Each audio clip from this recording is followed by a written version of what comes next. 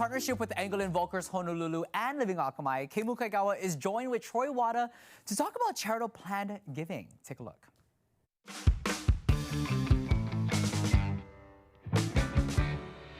Joining me today is a really good friend from Impact Wealth. Troy Wada's here. Thanks for being here. Thanks, Kay. You know, you and I have been working together for well over a decade talking about topics like the Delaware Statutory Trust and educating investors about 1031 options, and it's been widely recognized all over now. Gosh, you've been so passionate about it, and your firm has been one of the first wealth management companies starting this space, and you're still doing it today. And yet you're talking about something that's just as passionate, and we want to hear a little bit more about charitable planned giving. Why charitable planned giving? Sounds good, Kay. Well, there's an old saying, necessity is the mother of invention, and that's exactly what led us deeper into the charitable planned giving space. For more than a decade, we'd help families solve investment and tax challenges through the Delaware Statutory Trust and other real estate strategies. But as for many of our clients, particularly baby boomers, as they move into retirement, the conversation has changed. Today, they're asking bigger questions like, how do I create retirement income? How do I take care of my children and grandchildren? How do I efficiently pass wealth? But more importantly, how do I make a meaningful impact on the causes I care about? Their goals now extend beyond just investment returns. They include family legacy, philanthropy, and purpose. At the same time, tax laws have evolved. Many families are discovering that assets such as 401ks and IRAs may create significant tax consequences for their beneficiaries. As a result, they're looking for ways to preserve wealth, reduce taxes, and leave a larger after-tax legacy.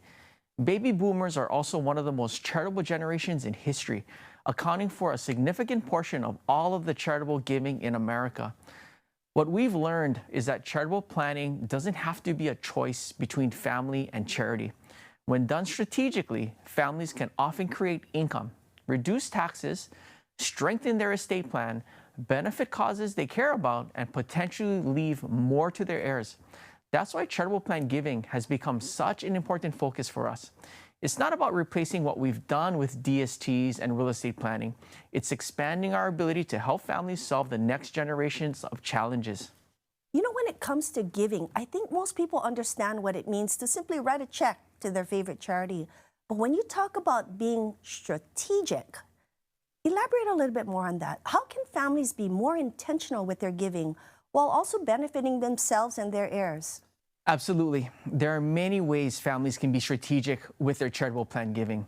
They might use a qualified charitable distribution from something like an IRA, donate appreciated stock, establish a charitable gift annuity or charitable remainder trust, use life insurance, or include charitable gifts in their estate plan.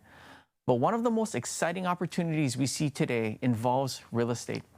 Many baby boomers own investment properties with substantial appreciation, low cost bases, ongoing management responsibilities, and potentially significant tax consequences if sold. At the same time, they rely on that income for retirement. They want to help their children and grandchildren and care deeply about these organizations they support. With proper planning, real estate assets can sometimes help address all of those goals.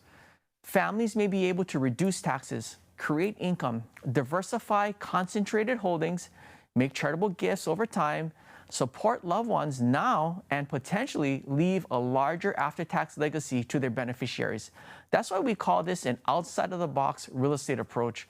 Instead of viewing charitable giving as simply writing a check, we're helping families use one of their largest assets to support their retirement, family, and charitable goals all at the same time. Troy, what I love most about this conversation is it's really not about charity or taxes or real estate alone. It's about helping families align their assets with what matters most to them. Thanks for being here. Thank you, Kay. If you have any questions for Troy or would like to attend one of our upcoming events, give us a call at 808-725-2000 or email us at livingakamai.com. Thank you for joining us, and we'll see you next Tuesday. Anglo Invokers Honolulu is here to help you live Akamai.